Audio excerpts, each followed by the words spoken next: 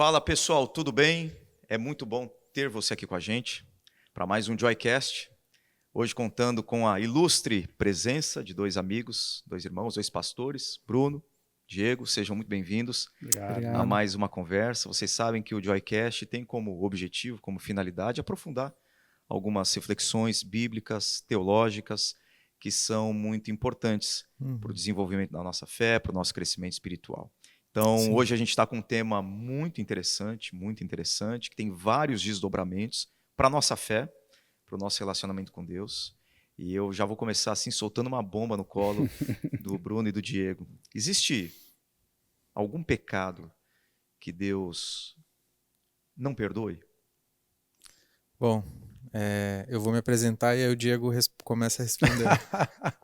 Passa a bola. Meu nome, ó. Obrigado mais uma vez por vocês estarem com a gente no podcast. É uma honra estar aqui com vocês e o Diego vai se apresentar e começar a falar um pouquinho desse assunto. Eu fico muito feliz porque é um tópico simplesmente simples e eu sou o mais novo dos pastores e eu respondo, mas tá tudo certo.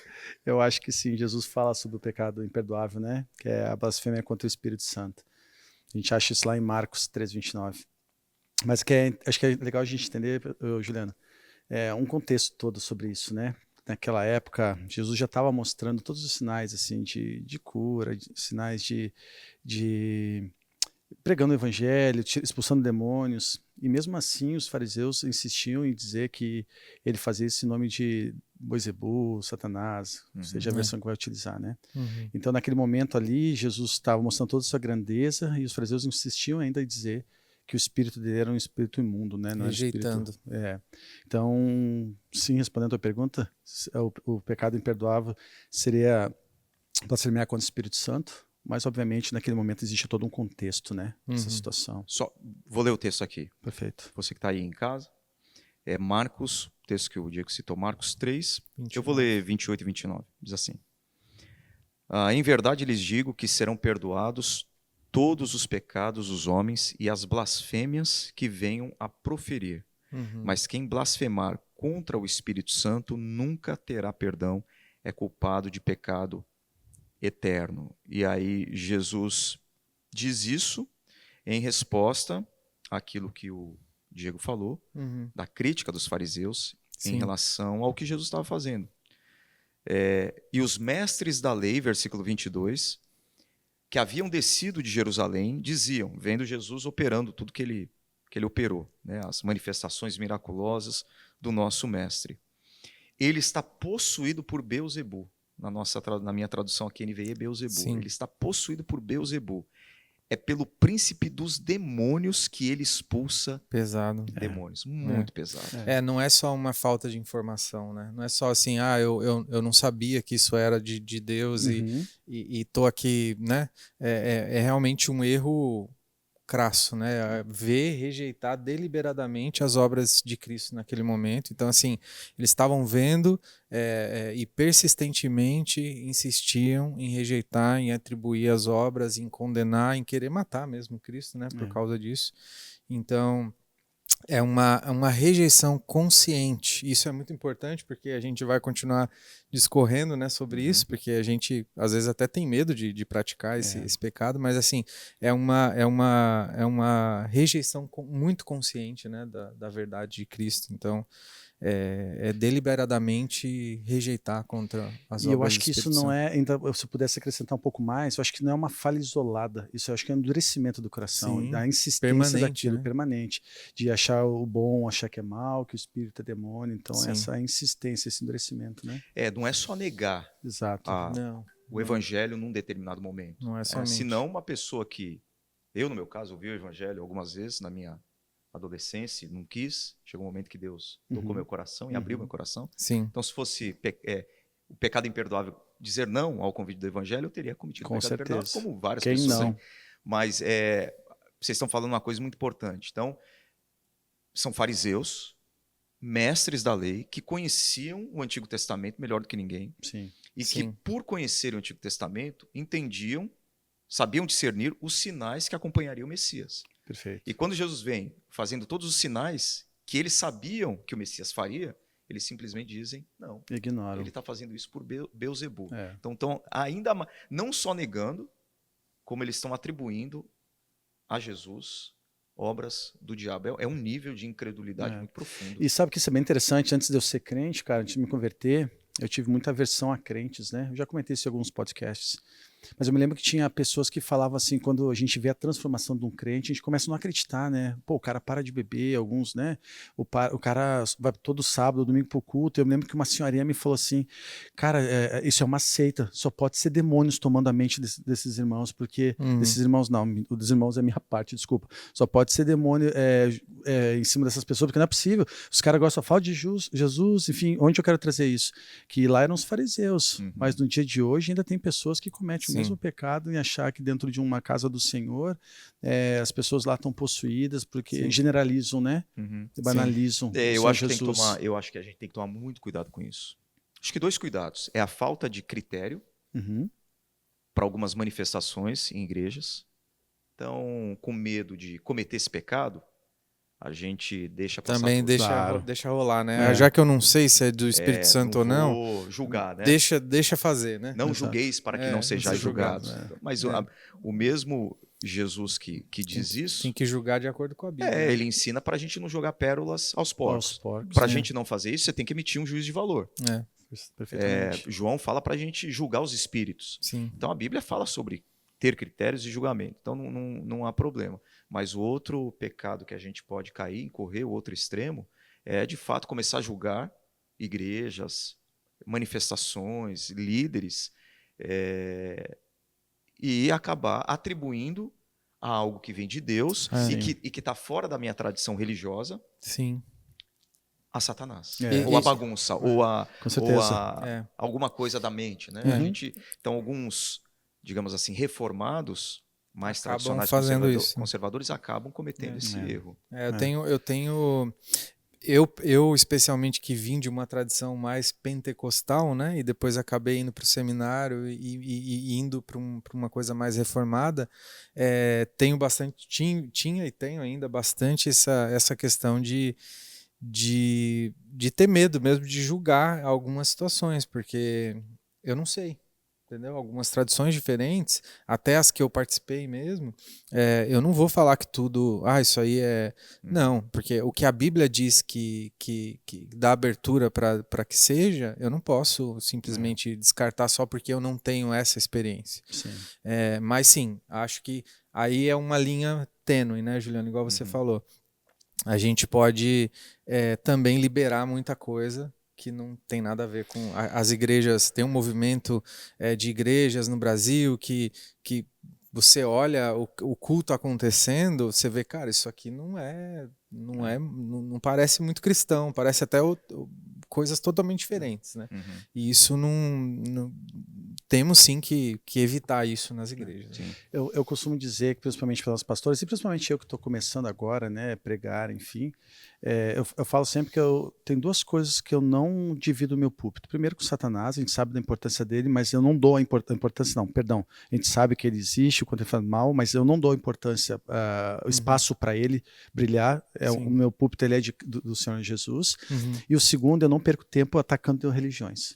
Eu acho que o que a gente tem que fazer, como foi dito aqui, é pregar o verdadeiro evangelho, né? E ele por si só, isso ele toma conta. A gente faz comentários de coisas que a gente vê, mas não diretamente denominando, dando nome de igrejas que estão saindo fora do que Jesus pediu para que nós fizéssemos, né? Então, eu tento trabalhar mais ou menos dessa forma. Eu não omito a verdade, mas eu também não fico atirando pedra em púlpito, né? A graça de Deus é multiforme.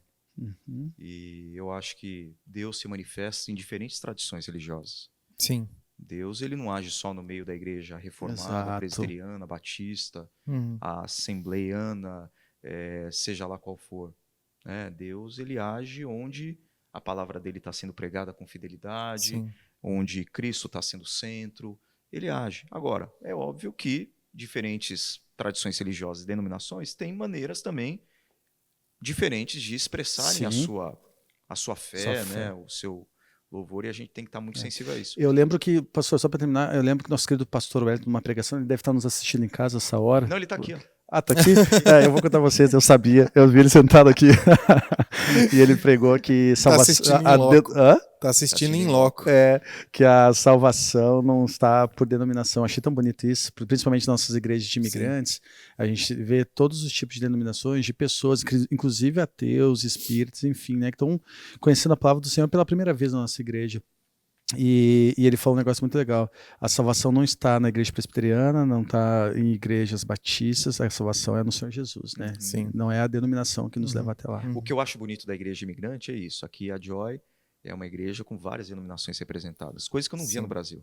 Com certeza. Eu fui pastor presbiteriano no Brasil, ainda sou, né, ligado a presbiteriano no Brasil, mas fui pastor de uma igreja presbiteriana por alguns anos e eu nunca vi essa pluralidade, obviamente, de dentro de uma mesma igreja. A gente não vai fugir do tópico, mas a gente comenta sempre, eu nunca vi um pastor tão pentecostal como o Juliano para pregar e sendo presbiteriano tão pentecostal. Isso, desculpa, inverti a ordem. Me falaram uma vez para mim, pentecostariano, uma coisa assim. Eu falei, quase isso, né? Quase isso. Muito bom. Eu até repeti uma frase de um pastor, que eu não posso nem citar o nome, senão o povo se arrepia, né? E eu estava pregando na Vida Nova, essa frase me veio à mente. E eu citei lá, eu falei, se isso daí passar, o povo lá, os presbiterianos vão querer me caçar. Mas é mais ou menos assim, chega um momento que você percebe que muitos pentecostais precisam de reforma, no sentido de retornarem às Sagradas Escrituras. E muitos reformados precisam de Pentecoste. Fazer com que a palavra não esteja só na mente, mas que ela produza fogo no coração. Né? Equilíbrio, né? Então a gente precisa desse equilíbrio aí, e é o que a gente tenta aqui na Joy. Ô Diego, acho que você mencionou isso daí, mas vamos retomar. Para você, então, pecado contra o Espírito é muito mais do que um pecado verbal. Muito mais. Eu me lembro quando criança, a gente estava falando aqui, eu arrepiei quando eu estava estudando esse tópico, porque uma vez eu briguei com Deus assim, e eu estava muito nervoso, era muito moleque, não conhecia o Senhor Jesus, e briguei. Disse, que Deus é esse que tem feito isso? Eu tinha ido mal numa prova, de coisas ridículas de adolescência, de juventude, né? E aí, se eu fosse pensar que fosse blasfemiar contra o Espírito Santo do Senhor, eu poderia estar bem preocupado com isso que eu fiz. Então, eu acho que não é o momento ali. O que, para mim, é a constância, é o endurecimento, é a consciência da rejeição daquilo que é bom e maravilhoso. Para mim, eu acho que é nesse sentido que eu levo a blasfêmia contra o Espírito Santo do Senhor, né? Até porque a Bíblia fala que a boca fala do que está cheio o coração. Perfeito. Então a blasfêmia ela só produz, ela que só já está enraizado. E ainda mais, e ainda quando isso acontece, a gente não percebe o arrependimento. Porque, de novo, eu conheci um rapaz muito de Deus que teve um problema com os filhos e ele, por muito tempo, ele ficou, eu não vou dizer contra Deus, mas ele ficou muito magoado com Deus e não queria falar em nome de Deus, em nome de Jesus. E com o tempo ele entendeu que o momento que ele vivia tinha um sentido. Né? Hoje a gente podem existir momentos. Exato, mas daí houve um arrependimento mais tardio. Agora o que eu falo é aquele endurecimento que não tem jeito, cara. Sim. Seja por ego, por vaidade, por soberba, seja qual for o sentimento. É uma ação também, não é só uma fala, né? É uma consequência daquilo que você faz também. Agora você, Bruno, tem um texto que é muito controverso, existem várias posições sobre ele, várias linhas de interpretação, e todas têm os seus pontos fortes, preciso reconhecer, mas dentro da tradição reformada, Hebreus 6, de 4 a 6, fala sobre pessoas que caíram e que não podem ser renovadas ao arrependimento. Então isso, de uma certa forma, transparece um pecado imperdoável. Vou falar pecado contra o Espírito Santo ou blasfêmia contra o Espírito, mas um pecado que não tem arrependimento. E aí, como resolver essa equação teológica? É que você falou. A gente tem algumas visões, né, sobre esse mesmo texto, algumas e todas elas têm bons argumentos. A gente tem que respeitar, mas dentro da fé reformada, aquilo que a gente acredita é que essas pessoas não foram verdadeiramente regeneradas. Então, uma vez que, se ela realmente... Pode ser que ela tenha vivido como crente, participado da vida cristã, pode ter até ido para a igreja, experiências em comunidade cristã, mas não foram verdadeiramente regeneradas. Porque uma vez que ela realmente entendeu e recebeu o evangelho, né? e Jesus Cristo que faz isso, né? O Espírito Santo é que faz isso na gente, a gente não tem como mais voltar atrás. Antes de passar a bola para o Diego, segura aí. Eu peguei pela perna aqui. Segura. Eu vou ler alguns termos que Hebreus utiliza. Ele fala que foram iluminados, que provaram o dom celestial, que experimentaram poderes do mundo vindouro, Sim. que foram participantes do Espírito Santo. São termos fortes, fortes, que evocam a ideia de uma pessoa que viveu um contexto cristão muito intenso. Mas já ouviu aquele ditado, pastor, que fala, eles provaram, mas não se alimentaram da palavra? Eu acho que é isso, sabe? Eu concordo com o Brunão, eu acho que eles foram expostos à graça. Para mim, a graça, ela é irresistível, existe contradições quanto a isso, do meu ponto de vista, mas são pessoas que estiveram no meio, mas não fizeram parte do meio, sabe? É o que eu falo sempre para nossos irmãos, tanto da nossa igreja lá em St. Catharines, como nossos PGs, né? Eu digo para eles assim, falar de Jesus, estar na igreja, participar do PG, até mesmo servir na igreja, não significa diretamente que eu tenho intimidade com o Senhor. Eu posso estar somente trabalhando. Os fariseus faziam isso perfeitamente, né? Então eu acho que para poder contribuir a isso, eles provaram, mas não se alimentaram da palavra. Depois que ele fala isso tudo, né, Juliano? A gente tem o versículo 9 que ele diz: amados, mesmo falando dessa forma, estamos convictos de coisas melhores em relação a vocês, próprias da salvação. Aí o que dá a entender, né, é que ele muda agora para... Ele estava falando das pessoas que de fato não tiveram essa experiência, então uma vez nunca foram, e aí então ele vai falar agora para os convertidos de fato. Os convertidos E lá de em fato. 1 João 2 também fala assim, saíram do nosso meio, mas não era dos nossos, né? Então acho que é mais ou menos isso. Estar naquele local, ouvir, participar, mas o coração não ser totalmente entregue, né? Eu lembro de uma exposição que eu vi, de um pastor que fez uma relação entre Hebreus 6 e alguns episódios do Antigo Testamento. E ele fez uma relação do texto grego de Hebreus com a Septuaginta, que é a versão grega do Antigo Testamento, mostrando que os termos que aparecem em Hebreus ali, eles são muito parecidos com os termos utilizados em episódios do povo de Israel no Antigo Testamento. Então, a tese dele era essa, que, por exemplo, o povo que passou pelo deserto durante 40 anos experimentou muita coisa. Foi iluminado pela coluna de fogo, recebeu o maná, o dom do céu, participou da comunidade do povo de Deus, do povo eleito de Deus. Né? E era um povo que não se converteu. Não alcançou, disso, né? Então é o que você falou Tu fala muito, Juliano, tuas pregações do on demand, né? Eu acho que a gente vive numa fase assim, as pessoas estão lá no meio, mas enquanto Deus serve, Jesus serve a eles. E aí quando não há mais o lucro a tirar em cima do Senhor Jesus, obviamente eu só estou tentando aqui fazer analogias, os irmãos saem do meio, né? Eu acho que pode ser isso, igual o povo de Israel, foi isso. Sim. Os caras estavam lá, vivenciavam todos os dias essa experiência magnífica com o Senhor. Mas todo dia olhava para cima e queixava a Moisés, queixava ao Senhor Deus, né? Sim. Isso isso traz um certo arrepio para a gente. Com toda certeza. Porque você olha a parábola do semeador, Lucas 8. Se eu não me engano, Lucas 8. Depois dá uma conferida aí. Eu acho que é. E ele fala da semente, que é a palavra de Deus, que cai em terrenos diferentes. E cai à beira do caminho, Lucas 8. Cai numa terra rochosa, cai entre os espinhos. E de uma certa forma, essas sementes crescem. Tirando a que cai na beira do caminho, que Jesus fala que vem um pássaro, pega, e aí ele interpreta, ele diz assim, é Satanás tirando a semente do coração. Eu falo, meu Deus. Por isso que pregação, isso serve pra gente, pregadores, a pregação é uma batalha espiritual. Sim. Porque enquanto você está comunicando a palavra de Deus, você sabe que Satanás está andando, tirando a semente do evangelho do coração das pessoas. E quantas vezes a gente preparando a palavra, não sei vocês, meus irmãos, também, mas preparando a palavra, meu Deus, a gente volta e revolta e a gente está escrevendo uma coisa e o coração está ardendo para outra. É uma luta todos os dias. É uma batalha espiritual, não é um processo normal de comunicação. Não. Pregação é um exercício espiritual. Mas eu estou dizendo que as outras sementes, elas crescem. Elas crescem. Mas sem uma cresce em raiz, a outra é sufocada pelos espinhos, mas elas, de certa forma, estão crescendo. Então existe o tipo de fé que é uma fé temporária, digamos assim, Perfeitamente. que não é a fé verdadeira. Porque a fé verdadeira é aquela que a semente cai na terra, terra germina, né? A semente germina e produz frutos, né? Jesus fala 30, Sim. 60 a 100 por um, frutifica muito. Mas essas outras não, mas crescem. Sim. Parecem que são, mas de fato não são. Então é uma fé que parece, mas não é, né? Sim. Verdade. Bom, vamos lá, vamos seguir, nessa. vamos seguir.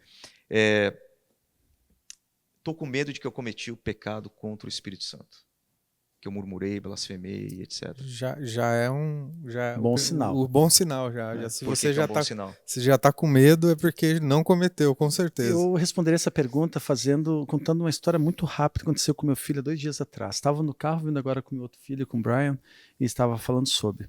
Dedé sumiu assim, estava pedalando na rua, daqui a pouquinho eu olhei para o fundo do meu backyard, ele não estava lá, olhei na frente, não estava, ele nunca saiu da minha rua. E aí nós colocamos, eu não sei se eu devo contar porque era para nossa proteção, mas ele tem acho que é um AirTag que chama-se, né? No pulsinho, assim, como se fosse um relógio. Eu rapidamente voltei para dentro de casa e falei, Amandinha, minha outra filha, o pastor tem muitos filhos, né? Eu falei, Amandinha, dá uma olhada aí onde é que tá o Dedé. E aí a Amanda deu um susto, ela falou, pai do céu, o AirTag tá dizendo que 5 minutos atrás o Dedé estava numa outra rua. O coração de pai já bateu errado, torto, enfim. Resumindo, ele chegou em casa, fui bem duro com ele, assim, e saí de casa sem falar com ele. Eu exortei-o, mas e saí, não falei mais nada. 10, 15 minutos ele me liga. Aí começou a falar, pai, eu acho que eu não mereço estar na tua família, porque eu não sou um filho legal, eu não mereço porque eu não estou me reconhecendo. E aí eu respondi para ele e eu respondo para ti, Juliano. Eu falei, filho, enquanto tu fizer algo errado e haver arrependimento, ainda há tempo. Quando deixar de ter arrependimento, fizer essas coisas e não incomodar mais teu coraçãozinho, eu posso te dizer que não tem mais o que fazer. Então acho que é isso. Quando eu tenho angústia, arrependimento, né, desejo de perdão, isso é uma evidência de que... Se há tristeza pelo pecado, se há, né, preocupação se eu estou cometendo ou não esse pecado, já é o primeiro passo para que quando o seu coração estiver cauterizado e você estiver cometendo erros sem nem sequer ligar, como se fosse algo natural, aí sim a gente começa a ter preocupação. Eu acho que, eu estava procurando aqui rapidamente, mas eu perdi a fonte, mas eu acho que era Salmo 51 que fala que coração quebrantado e contrito não desprezarás a Deus. Quem comete o pecado, né, imperdoável, esse pecado que é mencionado em Marcos 3:29, ele não tem arrependimento, ele não nem tem preocupação ele nem se preocupa, em ter cometido. Não, nem se preocupa. Posso botar uma lenha incrível na fogueira? Pode. E Judas? Judas é um case, né? Dá para pregar o ano todo sobre Judas, né? Que a gente consegue tirar pedaço de cada coisa. Mas enfim. A gente fala que Judas foi... Porque existe o arrependimento, de fato, existe o remorso. Então, são duas coisas diferentes, né? Mas Judas, Jesus fala que ele é o filho da perdição. Então, ele foi para essa hora que ele foi criado. Aí a gente já entra num outro debate. Um outro podcast. Teológico, né? Então, Jesus fala que ele não perde nenhuma ovelha. Que ele vai atrás da ovelha perdida. Ele não foi atrás de Judas. Ele falou, inclusive, faça o que você veio fazer. Ele não vai atrás de Judas, mas ele vai atrás de Pedro. E aí eu já ouvi vários comentários e pregações, né, que a diferença de Judas e Pedro é justamente um se arrependeu e voltou a ser Jesus, o outro, né? Não, acho que tem esse fator. Eu acho que tem esse fator. Porque o arrependimento para a vida, ele gera mudança. Claro. Né? Então não é um arrependimento para a vida, como a palavra de Deus diz. Mas no bojo, o pecado de Judas, o pecado de Pedro, no frigir dos ovos, né? Final das contas. O pecado dos discípulos, de terem abandonado Jesus, ali no Getsemane, por exemplo, em outros lugares, foi o mesmo pecado. Todos traíram. É isso. E sabe que isso dá uma discussão bem fervorosa. Eu comentei já que eu estou fazendo mestrado na McMaster e eu quis fazer um comentário qual era a diferença entre Salomão e Judas. É claro que eu parei a turma assim. Meu professor falou, Diego, tem certeza que tu está me perguntando? Eu falei, qual é a diferença de pecadinho e pecadão? Existe diferença? Daí o pessoal já ficou em silêncio na sala. É óbvio que não teve mais discussão porque meu inglês não me permite isso, né? Mas eu saberia falar em português várias coisas, mas enfim. Tá certo. Bom, como que vocês já falaram, basicamente, perpassaram por essa resposta, eu acho, mas como que você confortaria alguém que está não só talvez achando que cometeu pecado imperdoável, a blasfêmia contra o Espírito, mas uma pessoa que está lidando com uma culpa insuportável. Eu conversei uma vez com uma pessoa, uma mulher que fez um aborto há muitos anos e ela não se perdoava por isso. Ela se culpava. Ao longo da vida dela, falou, pastor, são anos e anos que eu caminho e carregando esse peso, essa culpa de que a consciência dela hoje, né? De que eu intencionalmente matei o meu filho, tirei o meu filho. E tem muitas pessoas que andam sobrecarregadas pela culpa, pelo remorso, enfim. Como confortar alguém que está assim? Eu acho que antes de falar desse Jesus maravilhoso, que ele é suficiente, que o arrependimento é muito bem aceito a ele, eu acho que é como falar isso, né? E eu gosto muito, e eu já vi as pessoas que estão nos acompanhando no podcast já viram eu repetir várias vezes que são palavras suas, né? Que é verdade, precisa falar, então fala com amor. Eu acho que o amor, a escuta, e aí um bom conselho, a palavra de Deus, eu acho que é uma forma de acalmar o coração e confortar as pessoas. E explicar esse Cristo maravilhoso, que ele fez por nós, o objetivo, que aquele sangue derramado na cruz, para que significava aquilo, por que João Batista vinha já pregando arrependimento, porque Jesus contribuiu com o arrependimento. Acho que é isso. É trazer o conforto à luz da Bíblia de que esse nosso Deus ele é soberano, cara. Cristo ele é incrível. Mas, de novo, eu acho que não só com o Evangelho, mas sim demonstrando um carinho, demonstrando escuta e levando a palavra, porque é uma forma é uma característica de Jesus, né? Sim.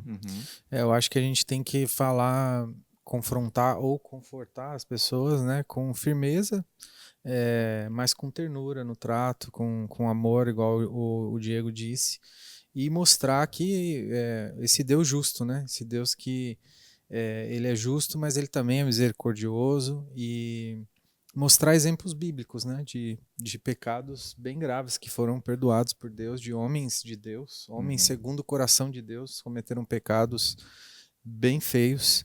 Então, mostrar para essas pessoas histórias desses homens e que o problema não é o pecado que você comete, mas sim o arrependimento, a sua postura diante ao seu pecado, e que qualquer pecado pode ser perdoado por Deus, não importa se ele é grande, se ele é pequeno, ou se ele é considerado grande ou pequeno aos nossos olhos humanos, né?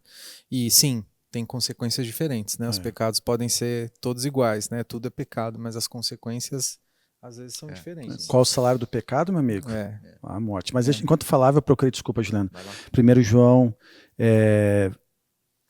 João, capítulo 1, versículo 9, que diz assim, cara, tô precisando de óculos, viu? Se confessarmos os nossos pecados, ele é fiel e justo para nos perdoar os pecados e nos purificar de toda a injustiça. Eu acho que é isso. Se a gente se trancar num quarto, fechar a porta, dobrar o joelho e orar em secreto, Deus vai ver o meu coração, não vai me escutar, mas vai ver o meu coração. E aí as coisas é só sucesso. Eu acho que é o Deus misericordioso que a gente tem que sempre apontar para as pessoas. E mais uma vez, né? Se a pessoa está preocupada, está arrependida, já é o primeiro. E lembrando que sinal. Deus ama o pecador, mas não ama o pecado. Como tu falou, uma coisa bem interessante. Eu acho que não é o fato só da gente arrepender que está tudo resolvido. Tudo há uma consequência, né?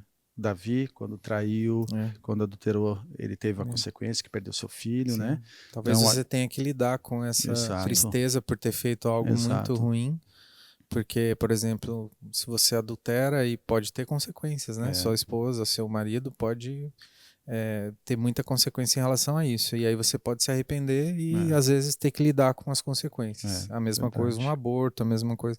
Então, assim, são várias consequências. Mas o perdão de Deus é sempre real. E orar para que Deus tire isso do seu coração, para que realmente o fardo leve dele esteja sobre a sua vida.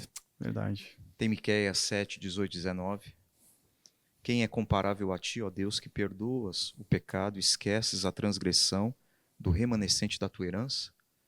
Tu que não permaneces irado para sempre, mas tens prazer em mostrar amor. Sim. De novo terás compaixão de nós, pisarás as nossas maldades e atirarás todos os nossos pecados nas profundezas do mar. Texto muito lindo. Muito. Salmo 103, 12.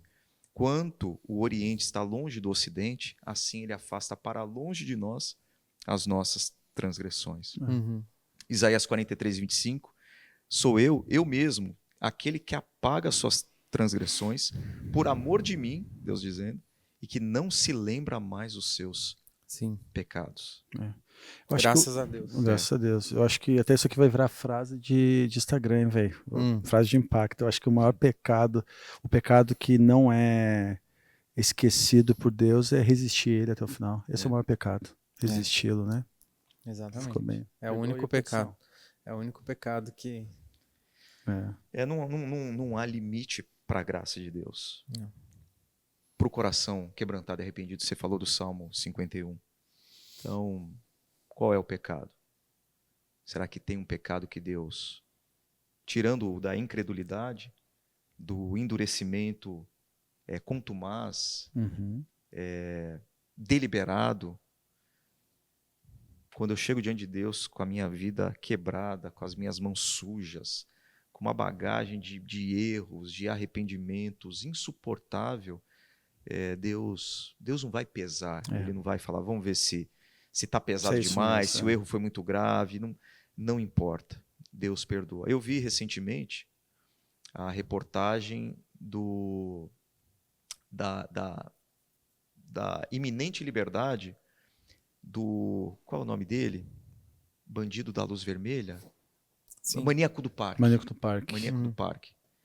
E ele querendo mudar o nome dele, porque há alguns anos ele teve um encontro com Jesus, e ele mudou de vida, ele dizendo isso, se converteu na cadeia, na prisão, um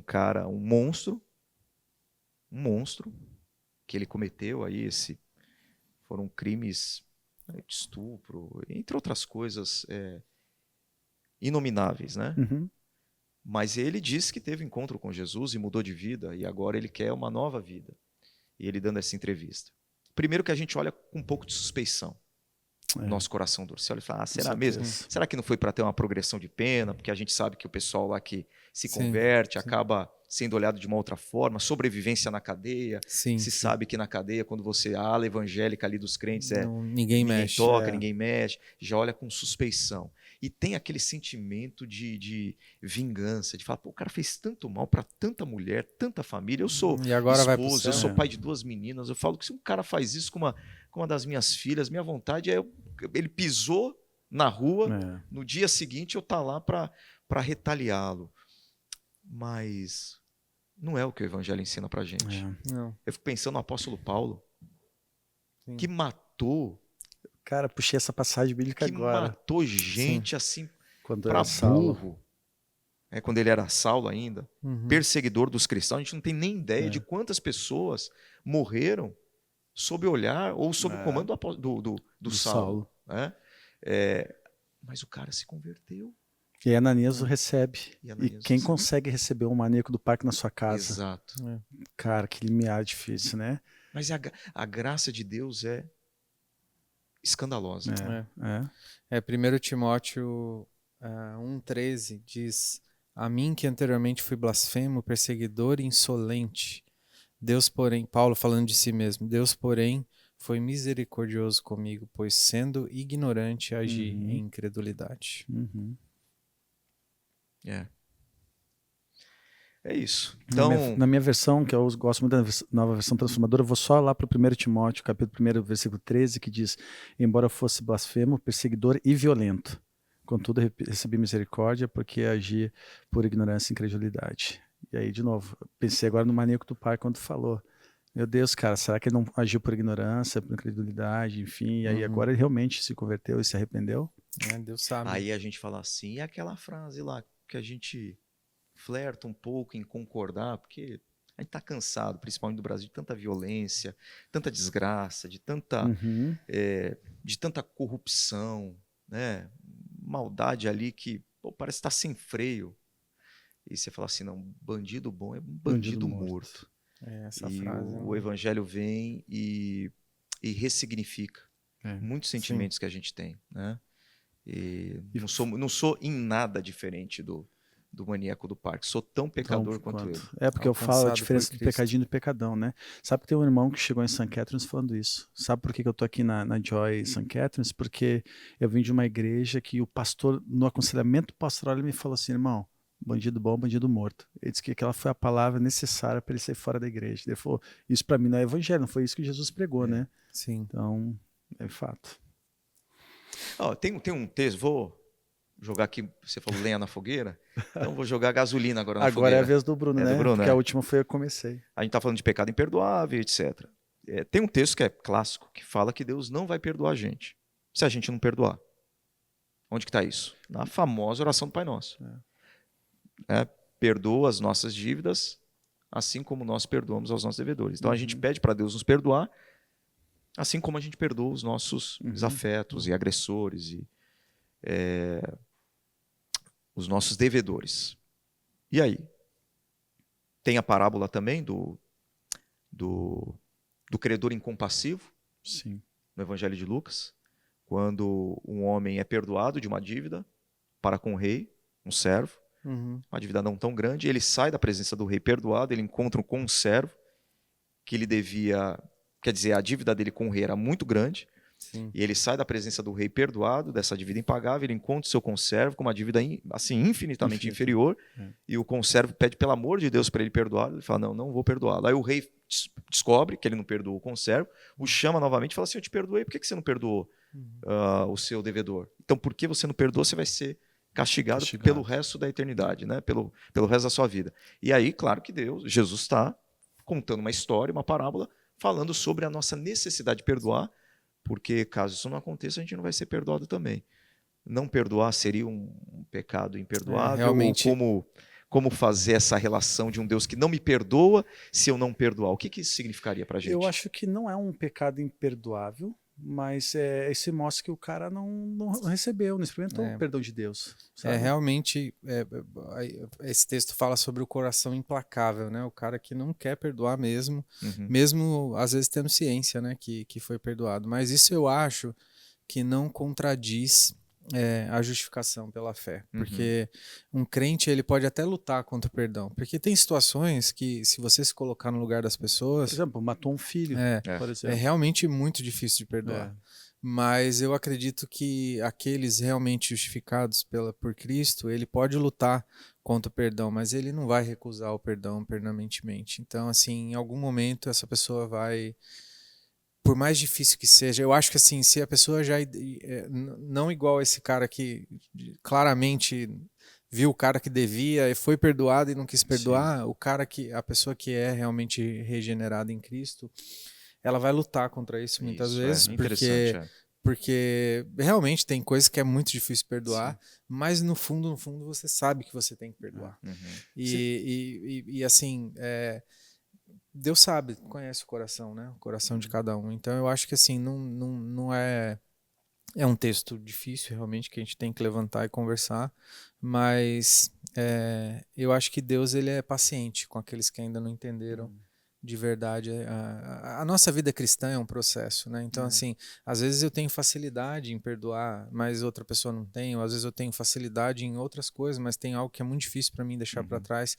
Isso não quer dizer que eu não seja cristão, ou que eu não esteja no processo. E o perdão pode ser uma coisa delas, pode ser uma coisa que eu estou passando por um processo com dificuldade de perdoar. Agora, se eu sou alguém que implacavelmente não perdoa, eu não entendi o sacrifício, o Espírito Santo não me convenceu de nada, porque em última instância eu rejeitei também o perdão de Cristo. Vocês devem ter visto no YouTube, cara, eu sou péssimo para guardar nomes, né? Mas eu vi um vídeo que foi assim, maravilhoso, falando exatamente sobre isso. O cara estava em julgamento, serial killer, e as pessoas estão na volta, era aquele júri popular, né? Então, as pessoas gritando assim, você é um demônio, você vai pro inferno, enfim, você tem que queimar no fogo do inferno. E o cara, sem mostrar qualquer tipo de sentimento, ele tinha matado inúmeras mulheres. E entra um senhorzinho bem típico, assim, escocesão, sabe? Uma barba grande, meio Papai Noel, assim, vocês viram com o suspensório. Só para terminar então a história, para quem não viu em casa. E aí o cara começa assim, você estragou minha vida, mas e o meu mestre está me ensinando, está pedindo para pôr em prática, ou você está me ensinando, não vou lembrar exatamente, para pôr em prática o maior sentimento que Jesus me ensinou, que é o perdão. Então eu quero dizer que eu te perdoo. Cara, o serial killer começou a chorar. Enquanto todo mundo xingava e gritava, ele estava em paz. Quando o cara usou essas palavras, serial killer, eu não conferi fonte, não sei o quão genuíno, verídico é isso, mas ele nos mostra que esse amor incondicional de Deus, ele é surreal. Primeiro, trabalhar o coração daquele que está sofrendo, mas ao mesmo tempo trabalhar o coração daquele que fez a pessoa sofrer. Então, é incrível, né? Demais. Eu acho que chegamos ao final, hein? Sim. Ô, Bri, chegamos ao final ou não? Ó, Bri deu joinha ali, então é ele que manda no negócio. Bom, você que está aí com a gente até agora, muito obrigado pela sua companhia. Fique com o coração em paz. Se porventura você está preocupado de que tenha cometido pecado contra o Espírito Santo, a sua preocupação é o maior sinal de que você não cometeu esse pecado.